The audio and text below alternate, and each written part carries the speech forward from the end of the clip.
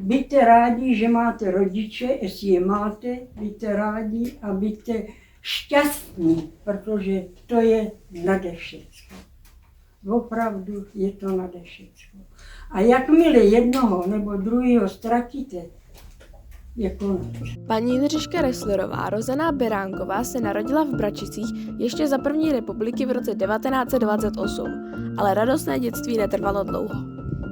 Zemřela maminka, měla 31 roků a kluci šli do siročince a já jsem zůstala u táty. Hlídala jsem děti, abych se najedla, protože otec potom odešel do Německa na prácu, takže jsem byla úplně sama, od jednoho ke druhému, až když mě bylo 10, tak si mě vzala babička na hory a říká mě, šli jsme v Syrovicích okolo pekárny a říká, chceš rohlík?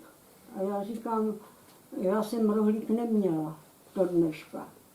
A ona říká, víš co, tak tady počkej u kabel a já půjdu koupit rohlíky. Tak za 1 korunu 5 rohlíků bylo. Tam jsem se měla dobře u babičky, protože tam jsem měla jídlo, nemusela jsem se o to starat a měla jsem ani kde spát a všechno.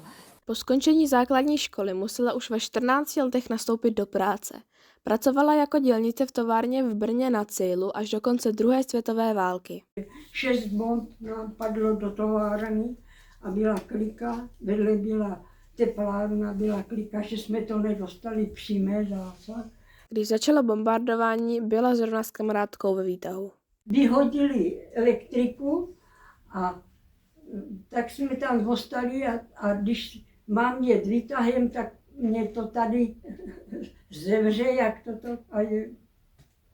No tak to musí, jak říkám, musí to zažít člověk. Tata přijel z Německa v tom 45. roce a on měl rád koně a chtěl hospodařit, tak nás se všechny 3 vzal a bydleli jsme v Němčičkách.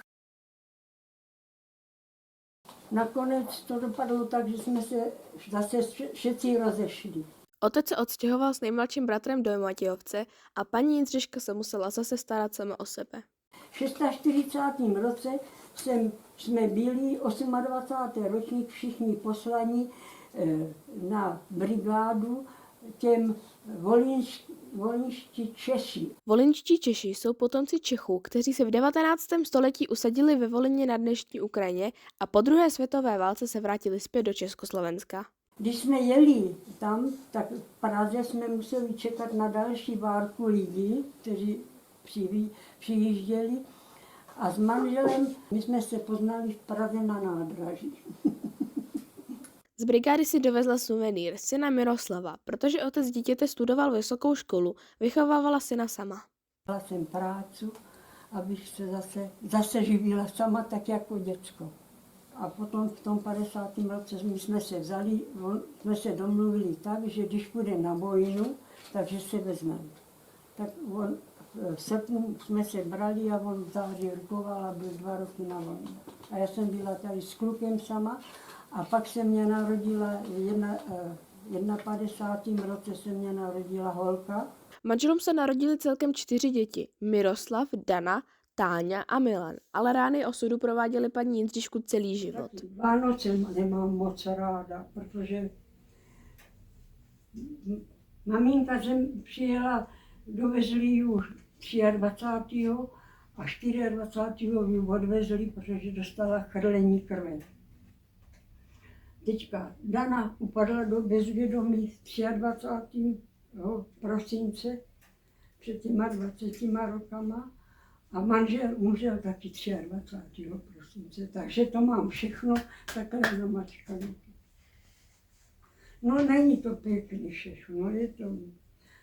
Máte pěkný opravdu vyhlídky, jestli se máte dobře doma, mějte se, jak já vám to všem přeju, protože to je nade všecko.